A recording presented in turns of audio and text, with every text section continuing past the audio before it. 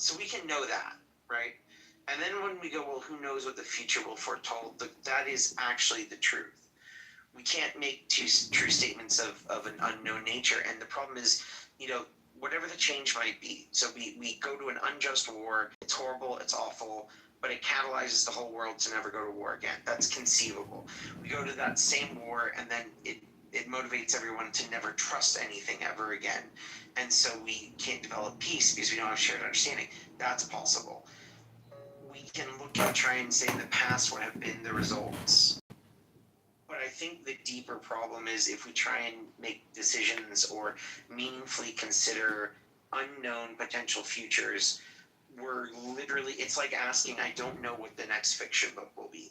What might it say? No, I get it. I get it. I'm just saying it's still just everybody's opinion. There's really no facts. And Marcus Aurelius says life is opinion, universe is transformation.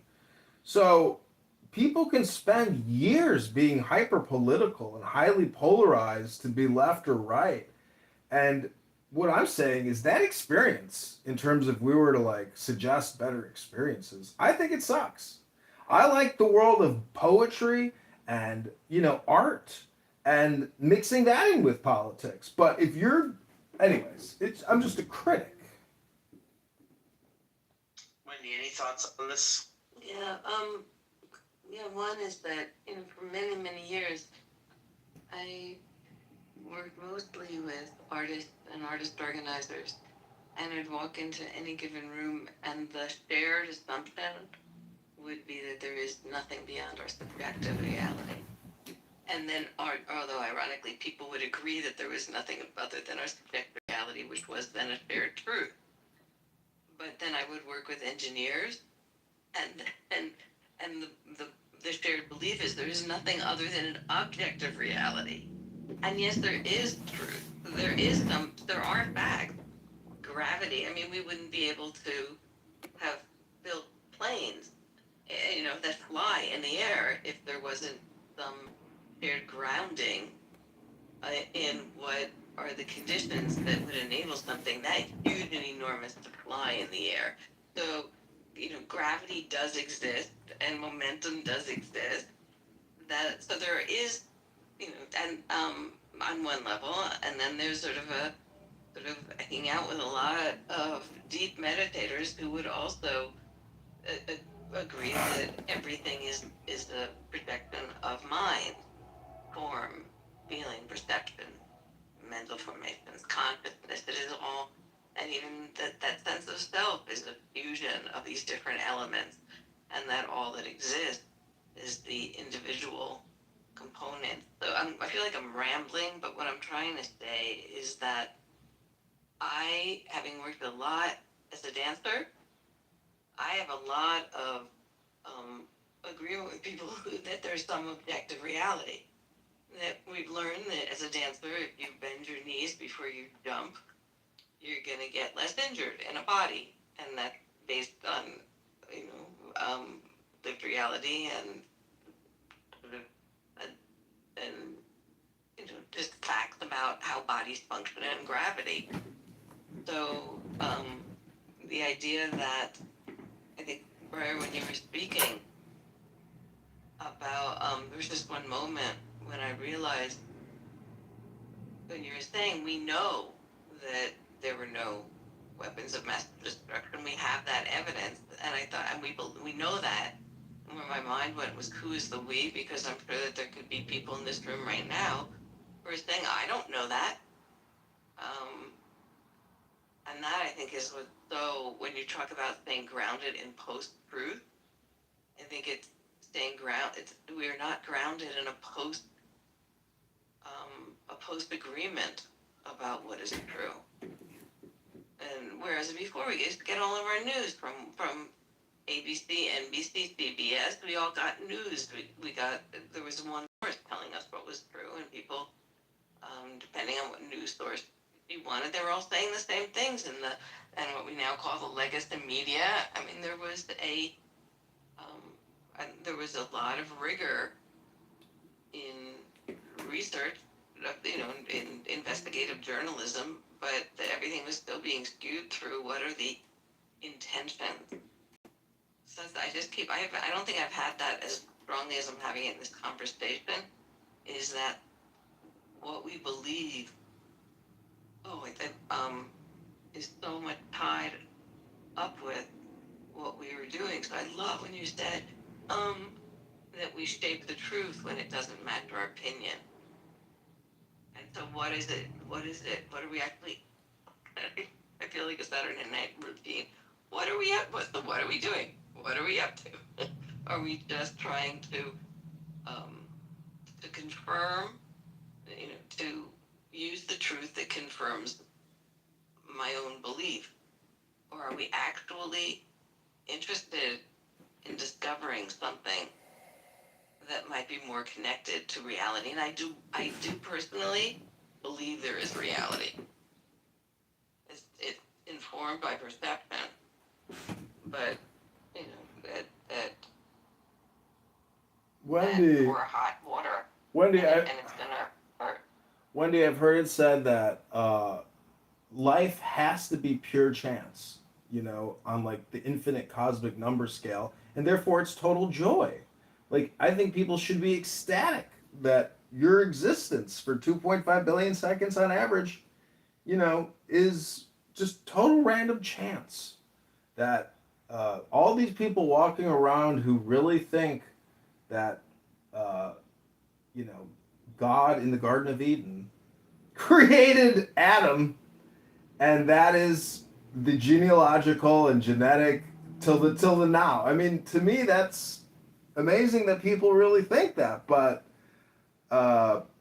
anyways, I'm just saying, Wendy, the good news really is joy.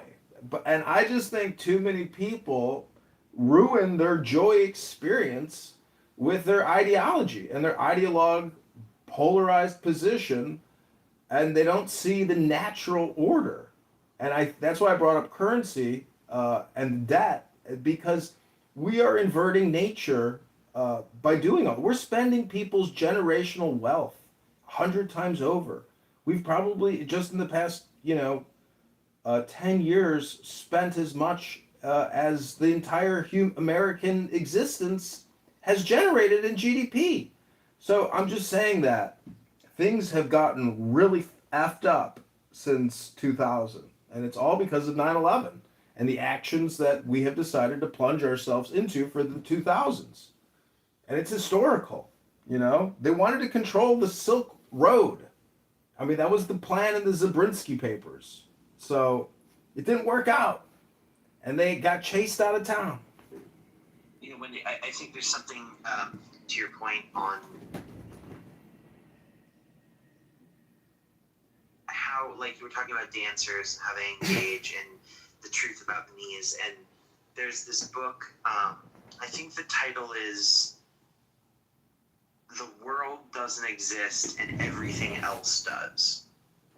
And it's a weird title, right? And everybody's looking for an evocative title. And I started reading the text and I got what he was saying. And basically, the idea in this book is that there's no unifying thing that is the world, such that it's a single thing that includes everything. But yet everything that we would consider real and unreal objects and all these different things, they exist. There's just not one shared domain.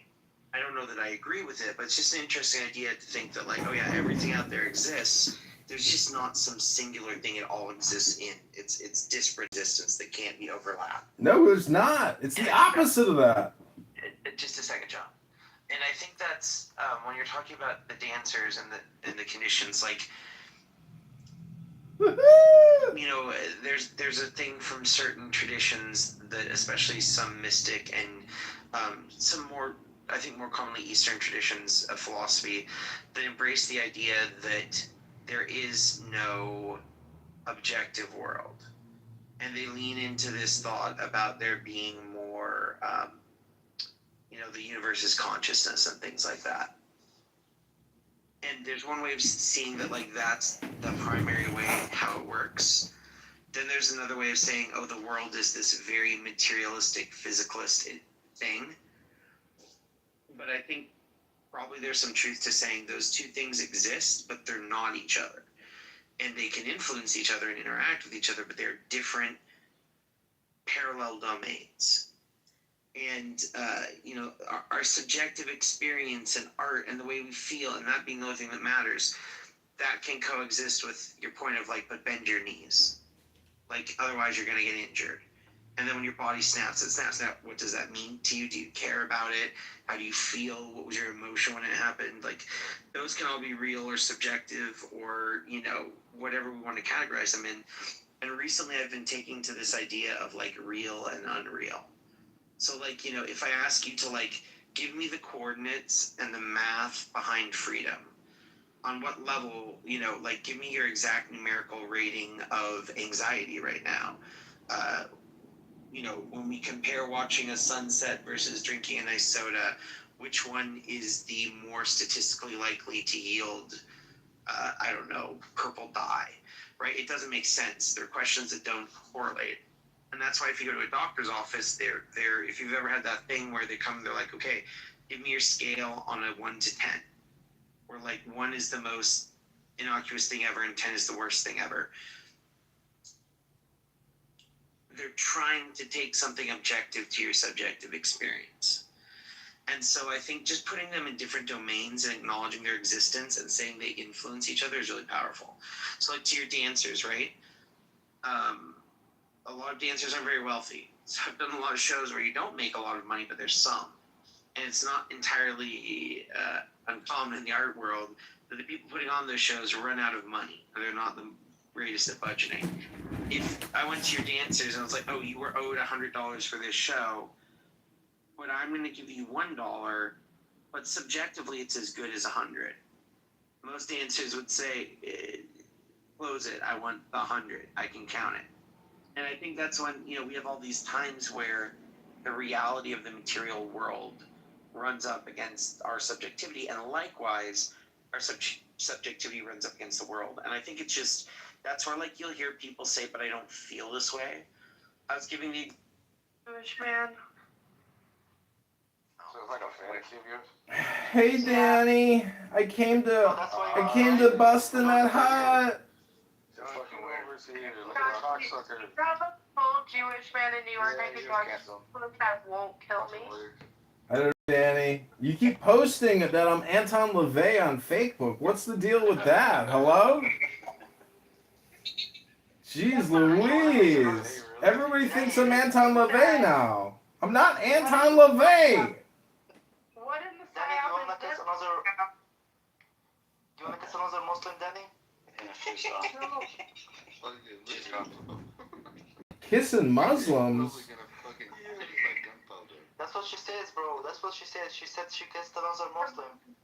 Gross. Islamic cooties. Say that, bro. Yo, Mo, invite her to Egypt. Yeah, I'm invited to Egypt. Come to Egypt. Hey, I'm everyone, shut up. exclusive here. I just never, I said I never accepted. sense like he's objectively correct. If it doesn't feel good to him, it doesn't feel good to him. And then I think that's where it's important to separate them, because we can argue like, okay, demonstrably nobody found weapons of mass destruction. Internal reports that are found say they didn't have them.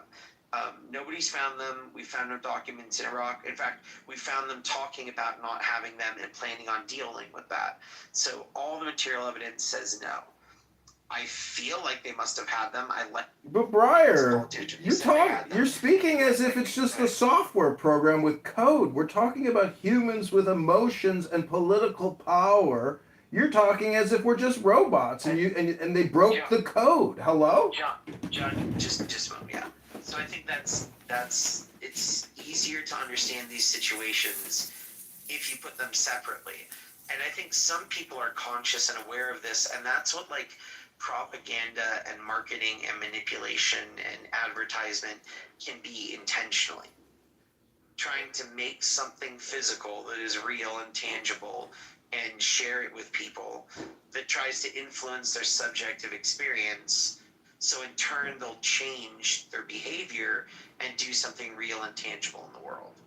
And that's why I think this is like something we can all understand, because you can go to school and study this. You can look at like the power of economics. You can go through social theory and see the effects on people. So I think it's real and obvious in the end.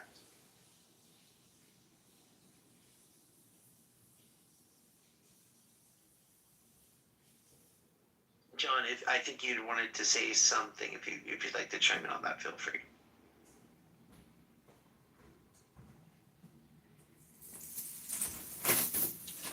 Or not. Yeah, I was saying that. Like, with regards to the weapons of mass destruction, life is just, it's horrible. It's based, so much of life and war is based on deception.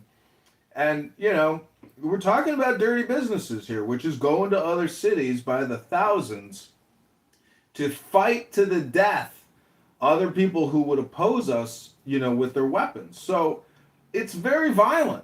And I'm just saying, you speak as if, like, you are the creator of the universe. That, we know that it was all a lie and it wasn't proven. Okay, well, you're talking still about millions of people, and it is a global community, and it is a global political community, and the world is very small now.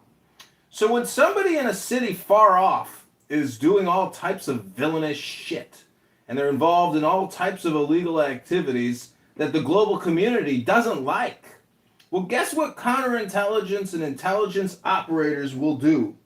They will propagandize to make you look like an evil person so we can legally go in there and take you out.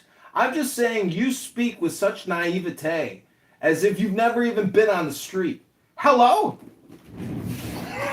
John, one of the vibes in here, I mean, I'm not sure where the naivete or what exact point you would disagree with, but there's a lot of rooms on Clubhouse where people like to just sit there and like banter and argue, and they maybe are having frustration with their life or their day, and it feels empowering to just kind of toss elbows a little bit.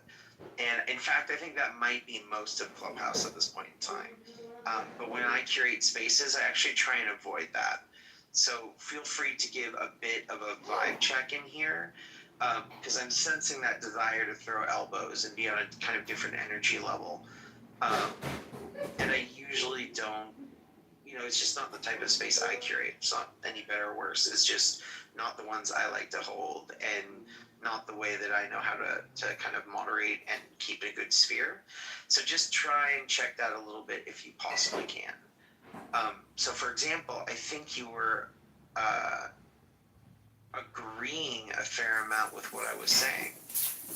I think you were saying that you think that people manipulate truth to cause harm to others, and that governments and agencies will attempt to paint somebody a certain light to justify killing them or going to war with them. That seems to actually align very much with what I was saying.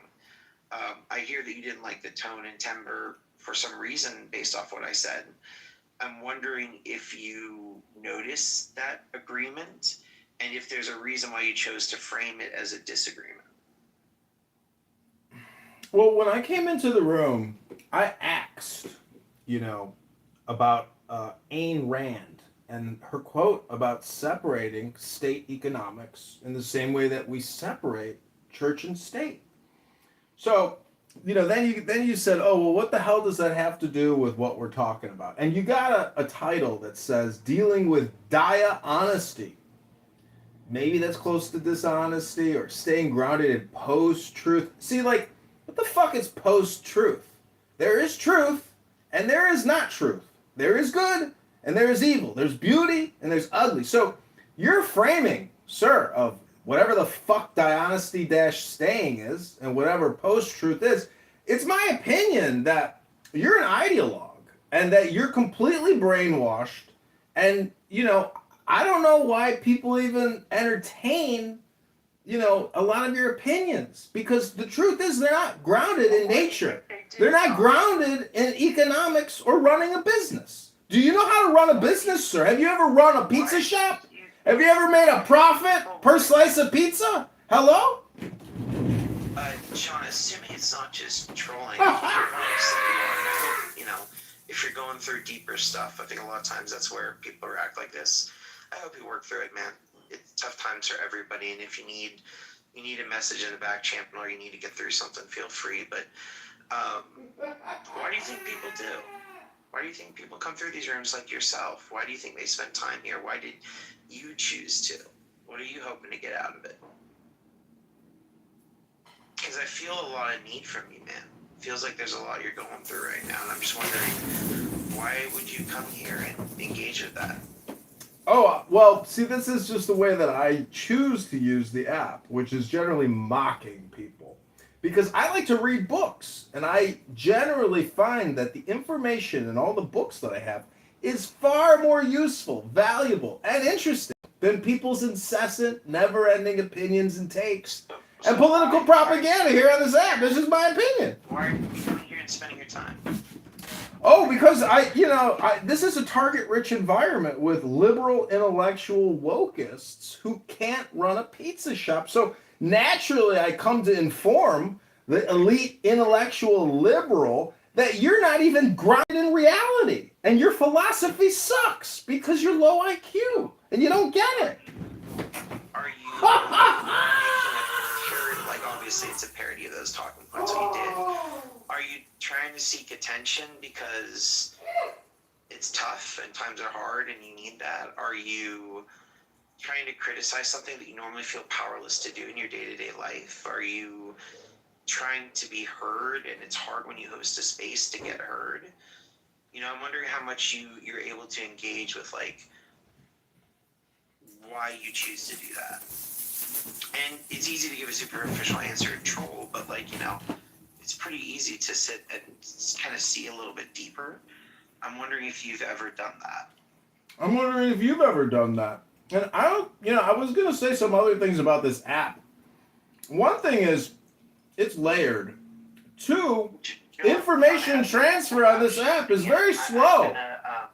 Hello? Invite you very, very much. It fits in your flavor to consider actually answering that question. Like, I can feel kind of what's going on, man. And I often wonder, what do you get out of it? And Wendy, I think you wanted to chime in and go for it. Yeah, I would love, John, if you, to hear what you thought about Briar's question, just because I might learn. And so I don't know. I know it's not your pattern of how you sounds like of what you said about sort of how you engage on the app, but it would be an act of generosity, and I'd be really curious. So if you, I'm curious what you heard of Briar's question, whether you even heard it the same way I did, whether we have a shared reality about it. I'd love to hear first of all how you heard Briar's question, how it landed on you, and then where. Well, Wendy and what you Brian, thought. you guys are wasting your fucking time. Hello? It's okay. It's okay. You know, Wendy's not wasting her time. How is this a waste of time? You're here talking. This is what people do on this app all day, every day. How is this a waste of You're time? a weirdo. Oh, I'm a weirdo. Taping us right now. Weird. Hold on. I get it. But indulge it for a second, and you know, you're a friend.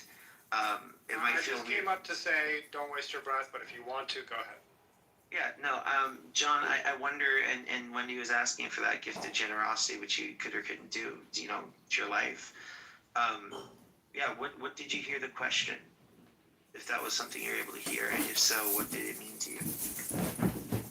Well, you said, you made a logical error earlier when you said that you think reality is like decentralized in a way. You put it a certain way, and only the way that you could probably put it. But the truth is, with regards to your question, the response is there's just not a speck of dust out of place in the whole universe. And if you really understand that, you might look in the mirror and say, fuck, John Kitover is right. Wendy, go ahead and make your point. Yeah. John, it would be a gift that you may not want to give, and maybe if maybe it would be. I would really love to hear what you heard of Briar, what the question Briar asked of you, uniquely you. Question he didn't ask. I've never heard Briar ask of any other human being, and he asked this question of you, And I'm wondering, first of all, there's no shame, no blame if you didn't hear the question. But if you heard the question, I'm wondering what you heard prior asked. And if you didn't, if you'd be even more. How many times are you going to keep asking me about this question? How about we just refer to the title of the room, Wendy? How many times are you going to keep asking me about this question? Hello? Okay. Yeah. Oh, I think what you Hello? said was that what I just heard you say is, I'm not interested in that. I'm not interested in going there. That's what I just heard, and autonomy, freedom, agency. That was just a request, and I think, yeah, I'm learning, and I think part of the reason for that also, I think this might be related to what you're saying, Denise, was that I've been in rooms where people came in holding the stance that you're holding, John, and there was a way in which there was a welcome, and what happened was, over time, that intention to engage in the way that I think sounds like is your pattern, John, started to shift, and I've learned so much from people sometimes, and I think people who some of us in this room know, one of them who popped into this room a little early and then heard what was going on and popped right out. So I think walk on the app in a similar stance to how you're walking, John, and one of these people, I've learned so much from them. Step down from the way you're engaging. Once you begin to show up as more fully, authentically him, it's like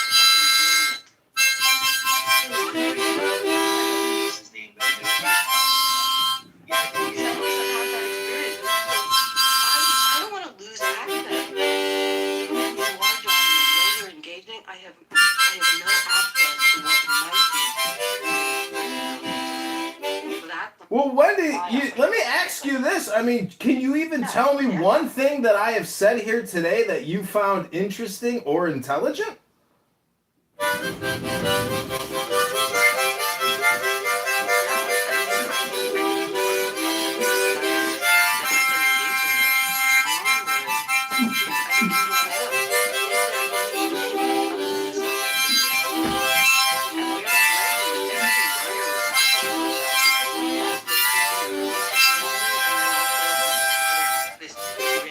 Reality, whereas a dancer, they're Woo! pay attention to not hurting your knees, but then there is this. Oh, here we go again with the bending of the knees to take a jump. Yeah. Hello! There was something you had said about this larger reality. Here we go again with bending the knees to take a jump. But it's fact that when you said there is no fact, there's no such thing as facts. Like so there's that. I think when you said some of the things about this Just leave the room. Between sort of the state and economics. And right now I've been taking a bit of a deep dive into market humanism, and so there's things that I'm listening to and saying, what might these mean for I mean, Wendy, you do realize if you ask the population, how do you generate a profit? Cost of goods sold minus expenses equals, basic concepts of equations, math, just basic math. And you can't get around basic math. And eventually, there will be no more government services because all the money will go to the banks in interest payments. There will be nothing left. The banks will control everything. I think that there's two levels for me of what's happening in this conversation right now. So one is, there's at least three levels. One is, what is the intent? And I thought, Briar, I was really curious when you said, this is the way I like to hold rooms, and it really brought me up to this whole thing about intention. What is the intention that we carry into being in these rooms? And I realized my intention is human connection, is to connect and to grow and to learn and to clarify my own thinking. That's kind of what I'm up for. And I have no idea, like all these other people in this room, somebody who's anonymous, um, you know, dreamer, and you know all these like what draws us, what keeps us. So there's that, and then so that's one level. What's the motivation for being here? Another one was the nonverbal dance that goes on. There was the one moment, John, when Brian was talking and you jumped in and you spoke over. Oh, that moment was a very revealing moment. It was like, what is it when we stop listening and I do it, I jump in and I take over because whatever's driving me is more important than the existence of the other people I'm in relationship with. So then there was a cadence of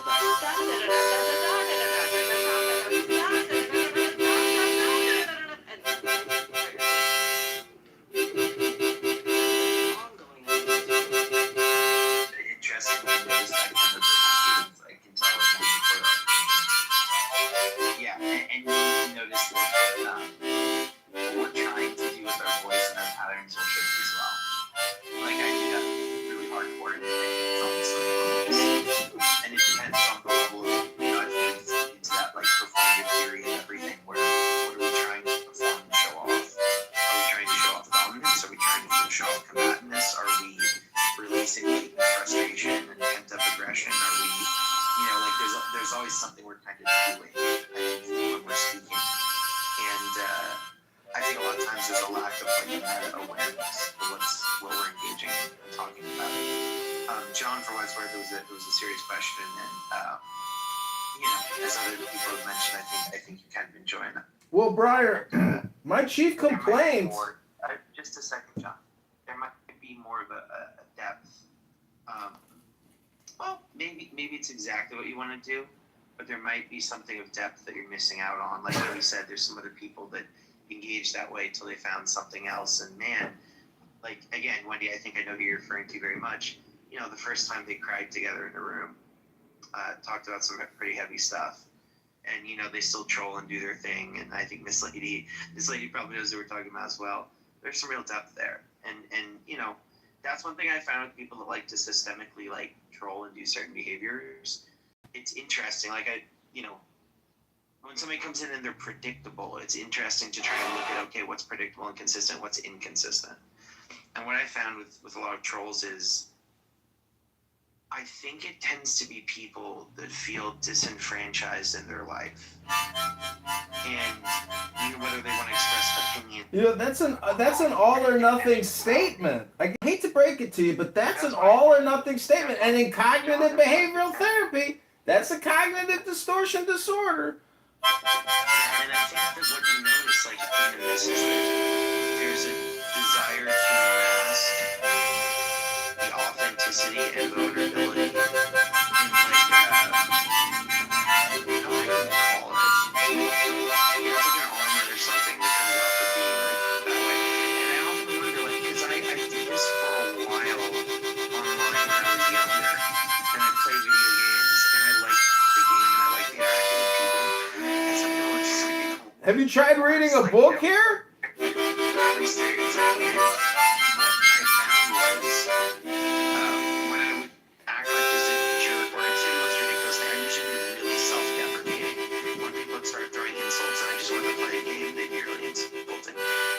Say like the most ridiculous over the top self-deprecating things, and I just wouldn't stop.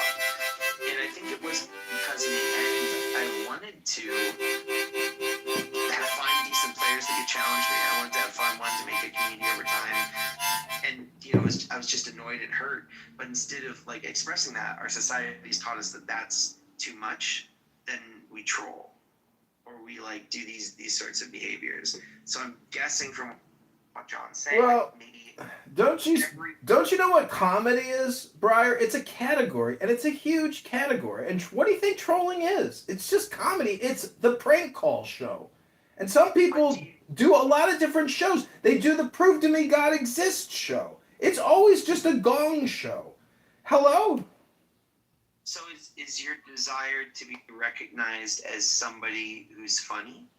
Are you wanting to engage in the humor, or are you wanting to call out the humor in the situation because you find it inauthentic. No, not at all. I do what I want to do, and that is my will. And the point that I'm trying to make. Hello? Well, let me finish up real quick. Hello? All I'm trying to say is, I still don't know what the fuck your title, Dia Honesty Staying, grounded in post-truth even means. It just seems to me like an intellectual liberal reverse engineering words. John, Hello? You haven't even asked me my pronouns. There was a moment of genuineness, and I could hear it. Like, if you listen really carefully, you can catch that even with, like, the trolls and stuff. I think you are frustrated with other people's communications, and you want, I'm guessing, you can tell me if I'm wrong or right, and I think it might be too vulnerable, I understand, that you want attention and acknowledgement for who you are. But I think you actually might want to genuinely point out a hypocrisy that bothers you, and like acknowledging the hello bits. That could just be projection. I don't know if you ever, think about what you say. You just say it. But maybe if you listen to the recording of this on my YouTube channel, you'll say he was right. I was projecting onto him. I was just projecting onto John Kitover, and that was a me problem. It's not a John Kitover problem. That's a you problem. That's your projection onto me. We finally got it out of you. Hello? Any other projections? I think the deflection is like, you have to pay attention. Oh, deflection. Okay, Green Bean moderator. Okay, Dr. Green Bean. Deflection. Okay. Where other people are annoyed or in the room or stuff. Well, deflection, that's again just a projection onto me, claiming that my deflection is my projection when it's really your projection and your deflection. For a second. So yeah, I'll avoid the crazy trolly behaviors, but I think Wendy and I are indulging in a little exploration here. So thanks for those of you that will. Oh well, don't just entertain yourselves with me. Talk to Jimmy. Jimmy's a real schmuck. Jimmy is one of the dumbest people I've ever heard on this app. Talk to Jimmy in his big stupid brown hat. It's too big, Jimmy. Get a new hat, or you gotta tuck the top down. What kind of hat is that, Jimmy? Got it dealt with. Okay.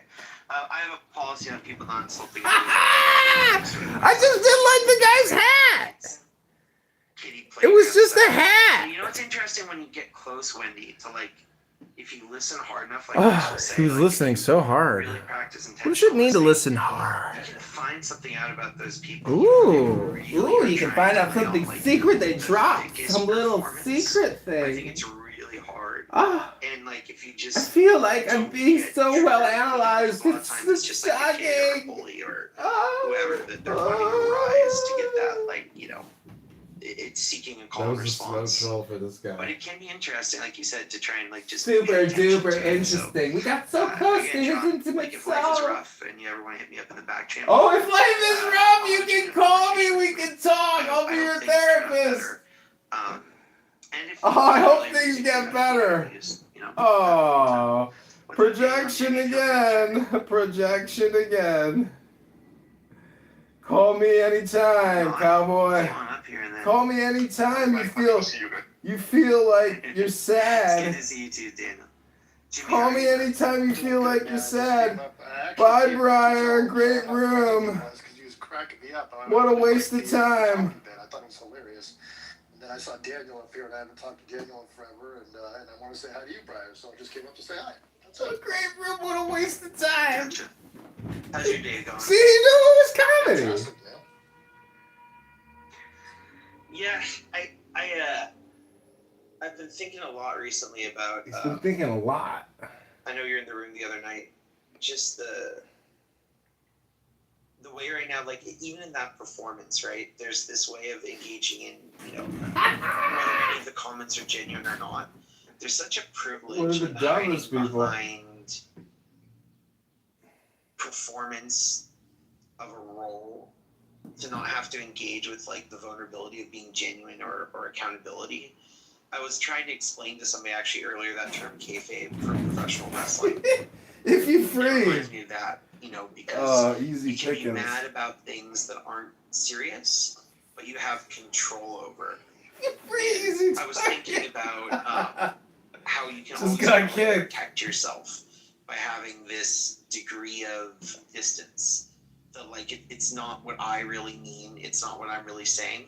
And you notice this a lot, like actually very seriously with politicians nowadays. It was a move that I think we're evolving, particularly in the U.S., where it started with the "I'm just kidding, can't you take a joke?" And I think it's a move that a lot of people do, and it's like testing the waters. It's pushing that Overton window. And I think sometimes that might be the trolling as well, is to see like, what can I get away with? What's the window of possibility where you can explore and push things without like being vulnerable? It's a safe way of testing things. I don't know if y'all noticed that. I'm curious if anybody has any commentary or thoughts on that. Yeah, I don't think it's. Yeah, I think you're overthinking it. I think it's just the art of bullshitting, and some people have it, some people don't. Some people are funny, some people aren't. Some people can make a joke and it offends some people, and some people they crack the fuck up. So it's, in other words, a joke is for 50% of the room. It's not for 100% of the room. Being serious is for 100% of the room. So it's risky. Do what you're talking about, but it could be deflection. It could be to protect. You don't know unless you try out the art of bullshit. It's an art. You gotta try it out. I think you'd like it. Think about the difference between bullshitting and compliment. I mean, like, when you say bullshitting, I assume you mean in a really colloquial way, but have you ever heard of the book on bullshit? Or the radio article about it? Like, I'm talking about like Ruby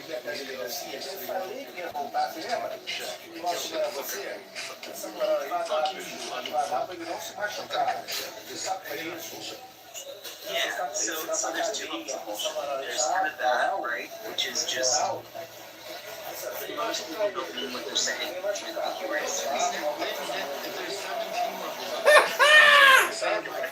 What you doing? There's like 20 ways to say what you do. It's what you doing. So there's two levels. Check this idea if you haven't heard of it. There's a guy named Frankfurt, and he's a really interesting philosopher. And he talks about this. He writes this. I think I first saw him on Jon Stewart, to be honest. And he writes this book called On Bullshit, and he writes this paper that gets really influential. And in it, he talks about he coins BS and bullshit as a serious philosophical term. So not just like you're saying, right? And to him, what bullshitting is and I'm very influenced by this. I think it's an idea that's pretty interesting. Yeah, Wisdom's read too. It's like there's lies, and then there's like performance, like on stage and in poker. But what bullshitting is it's talking as if you were saying truth, while acting out and performing where everything you say isn't grounded in truth or a lie. It's just a performance to an end. That's what you do. So like poker might be interesting because it's kind of like in poker bluffing, right? Like you need everybody to think what you're saying is true.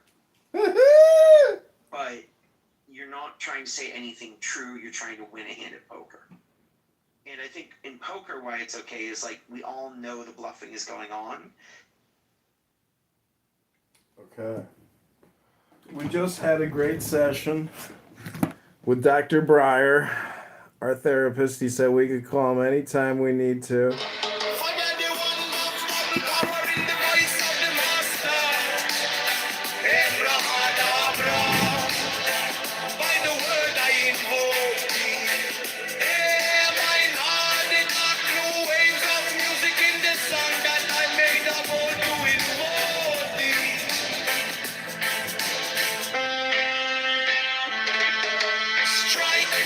Strike the master board, draw the flame in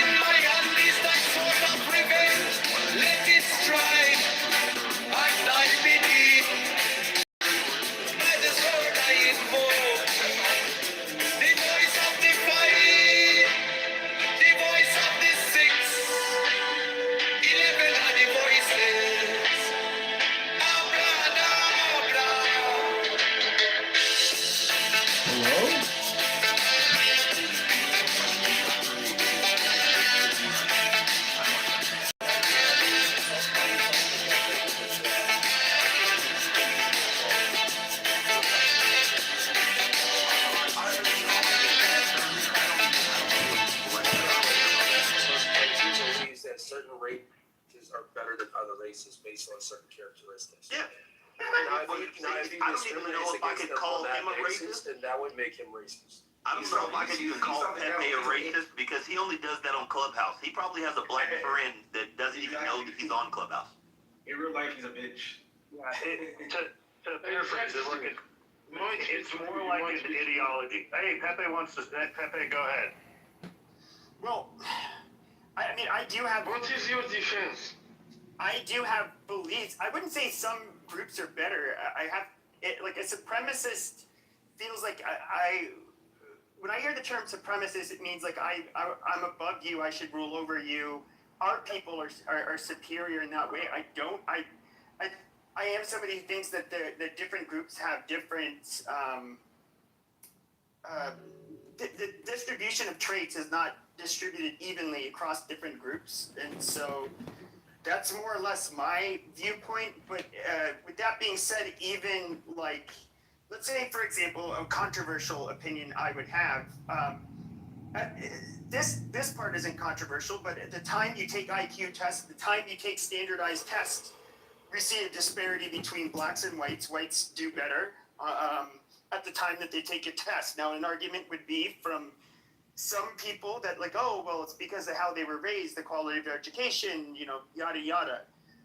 But and some people would argue that it's more, there's more of a hereditarian explanation. But regardless of that being said, like white people... A hereditarian? You mean genetic? There's a distribution of traits, and so most white people are within the realm of average. Some, have quite a bit that are stupid, and then you have, some... How long is this stupid monologue going to go on for? Go into the audience, amazing. Oh! So then you have a really small minority that is like really smart. Now, of course, with black people, it's the same. There are black geniuses, and there's black stupid people.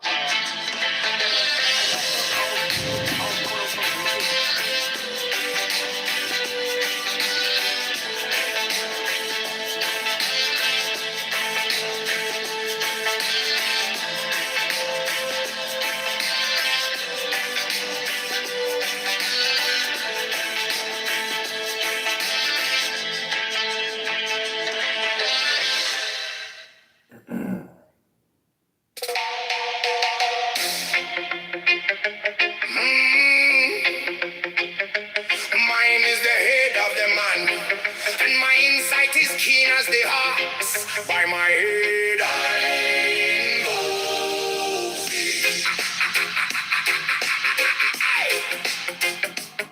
I am the only begotten child of my father and mother. My father is dead.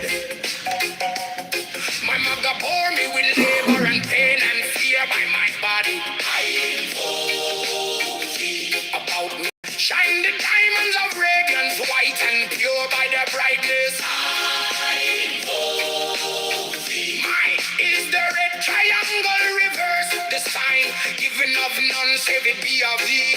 Oh Lord, by the layman. I invoke thee. Mine is the garment of white, so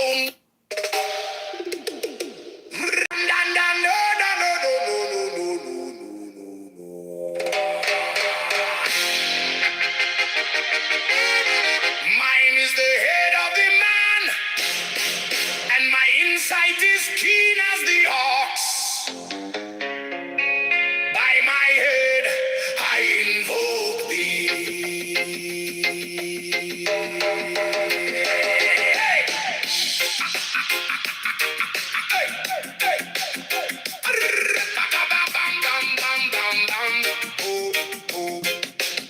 I am the only begotten child of my father and mother. My father is dead. My mother bore me with labor and pain and fear by my body. I invoke thee. About me shine the diamonds of radiance, white and pure. By their brightness, I... Mine is the head of the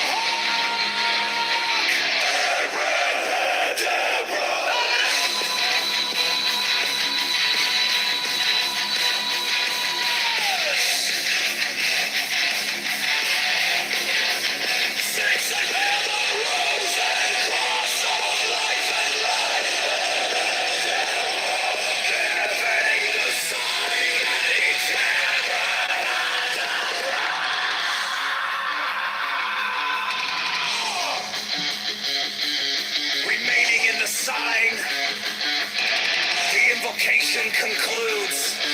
Therefore I say unto thee, come thou forth and dwell in me, so that every spirit, whether of the firmament, or of the ether, or of the earth, or under the earth, on dry land, or in the ether, of whirling air, or of rushing fire,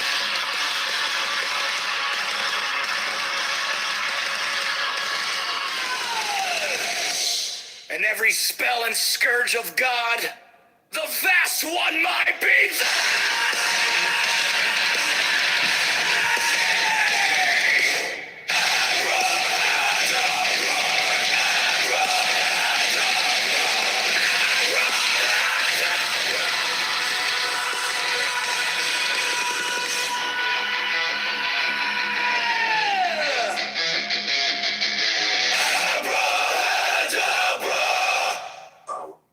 mine is the head of the hawk, Abrahadabra!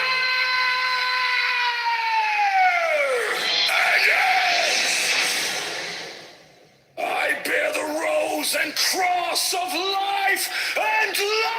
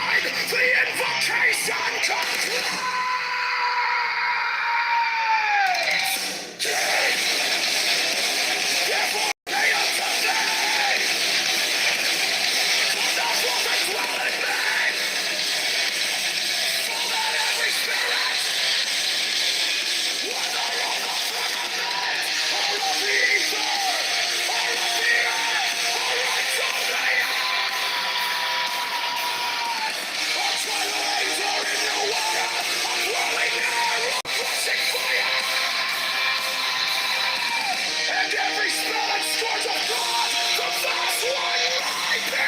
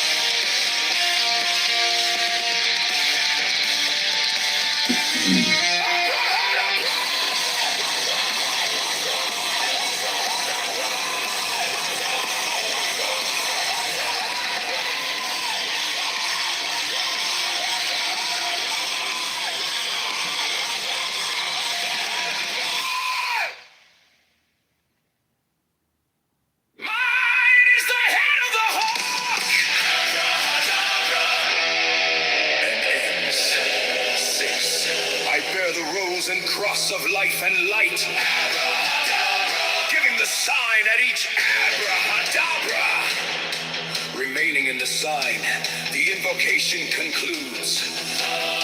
Therefore I say unto thee, come thou forth and dwell in me, so that every spirit, whether of the firmament, or of the ether, or of the earth, or under the earth, on dry land, or in the water, of whirling air, or of rushing fire, and every spell and scourge of God, the vast one might be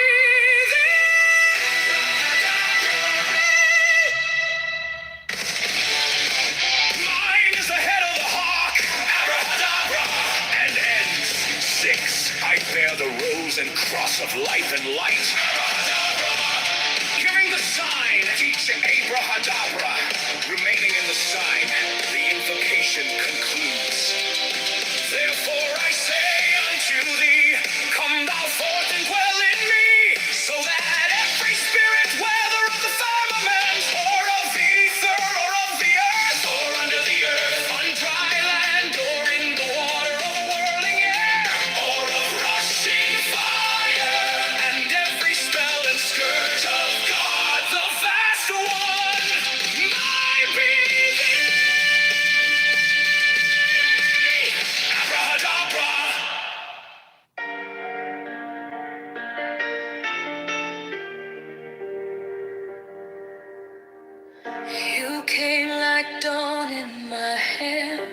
soft but stronger than I knew.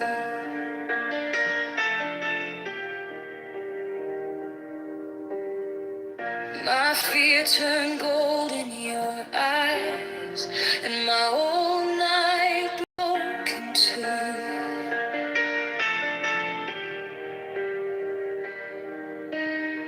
I was lost in the noise, and now I'm learning how to stay close to your quiet light in the middle of the day. Stop thinking, let it fall. Take the deepest breath of them all. Hold it close. Don't run from the feeling. One more second. You can start believing. Wisdom of God. Now it's joy. Wisdom of God. Now it's love. Wisdom of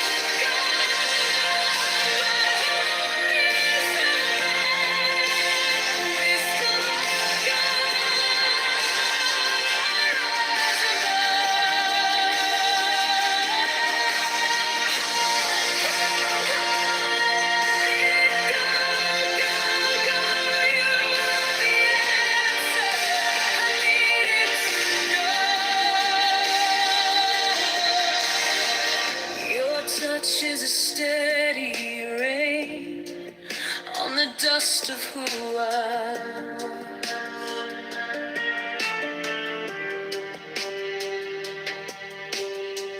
Every wound gets named and it fades in the hush.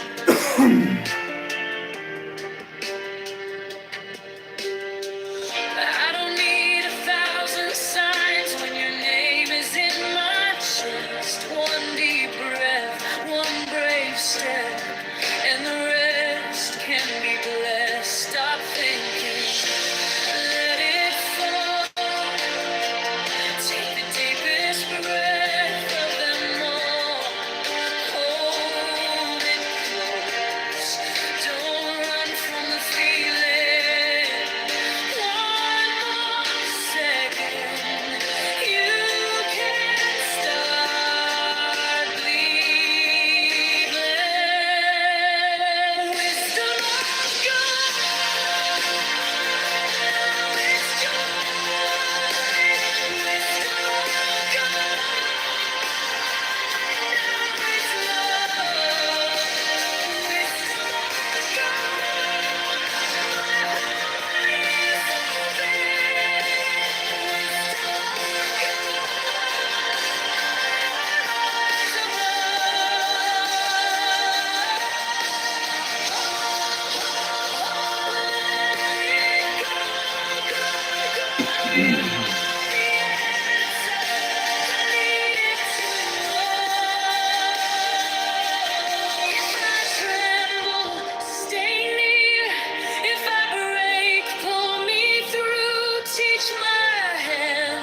to release what I cannot hold with you.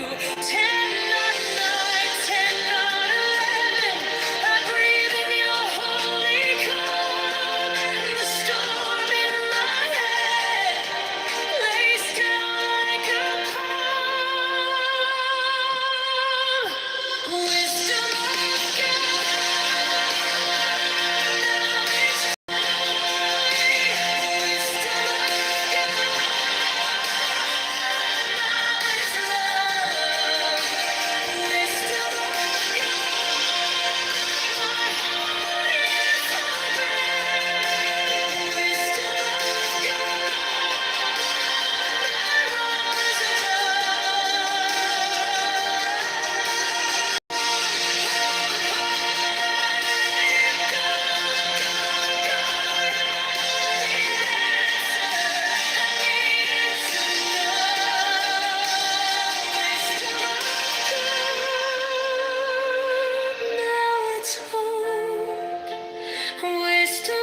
of God,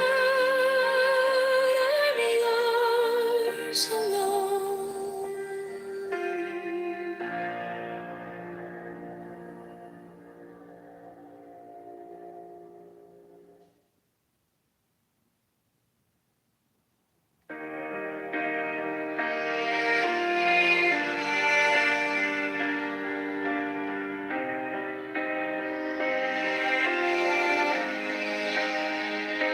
You came like dawn in my hands, soft but stronger than I knew. My fear turned gold in your eyes, and my old night broke in two.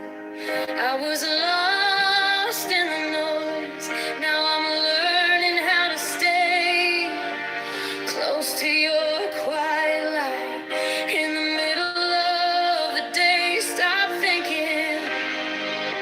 Let it fall. Take the deepest breath. Hold them all. Hold it close. Don't run from the feeling. One more second, you can start believing.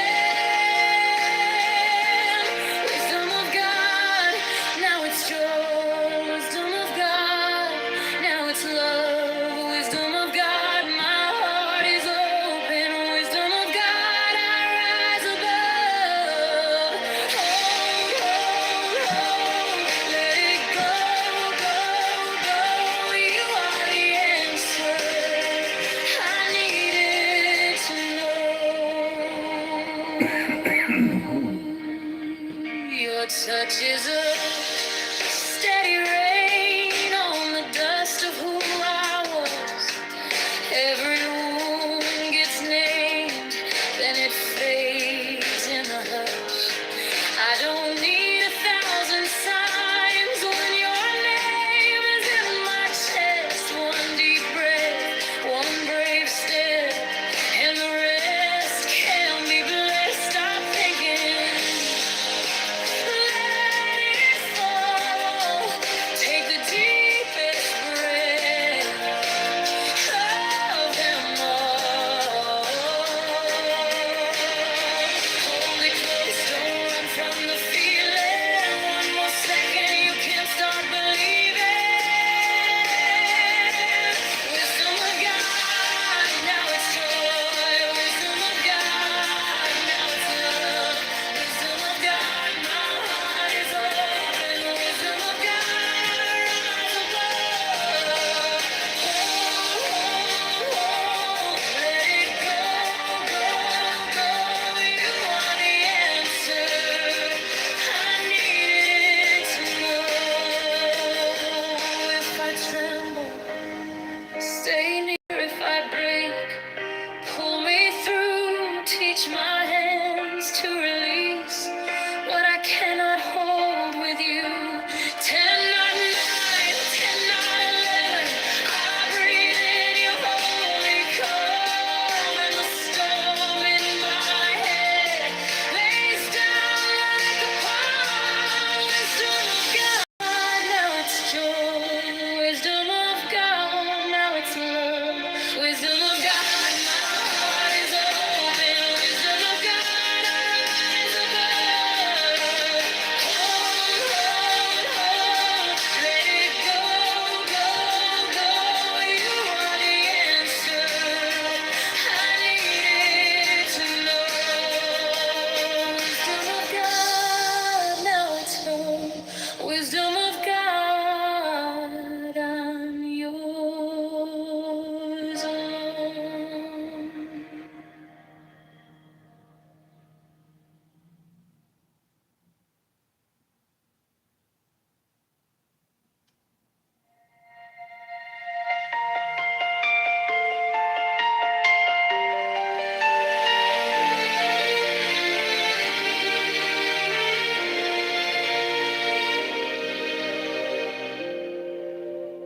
Wisdom of God is now joy, love, heart, enlightenment. You found me in the quiet with my hands still shaking. I was carrying the hurt like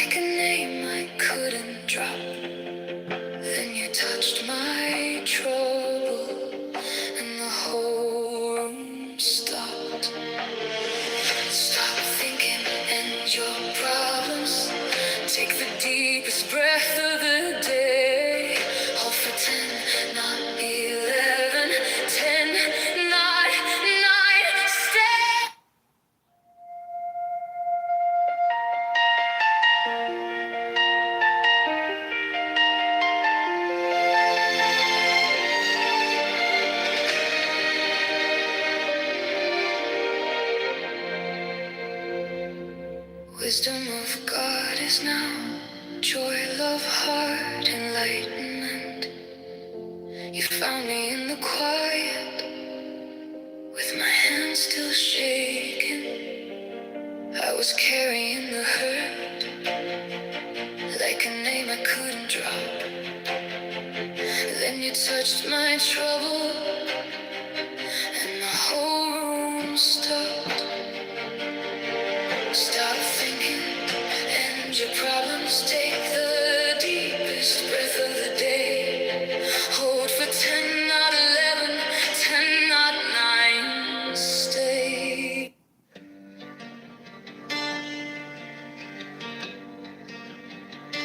Now ye shall know that the chosen priest, the axle of infinite space,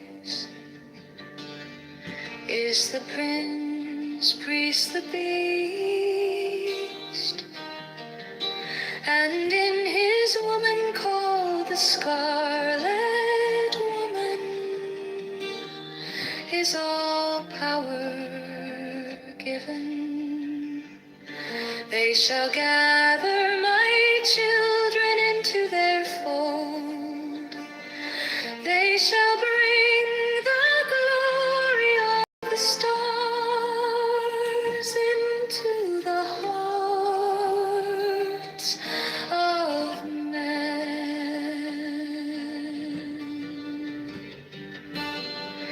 16, for he is ever a sun and she a moon, but to him is the winged secret flame, and to her the stooping starlight,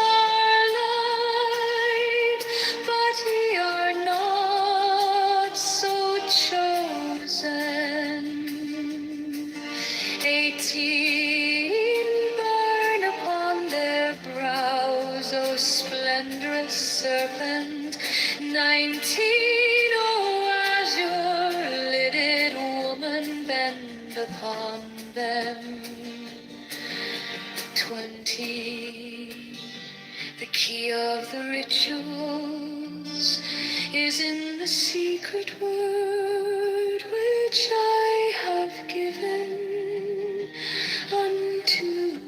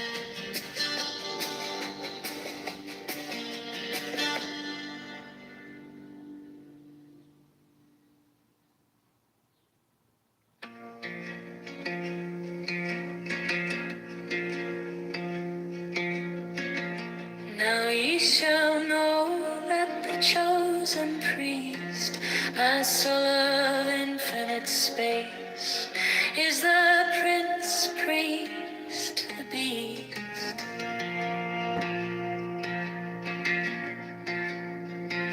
And in his woman, called the Scarlet Woman, is all power given.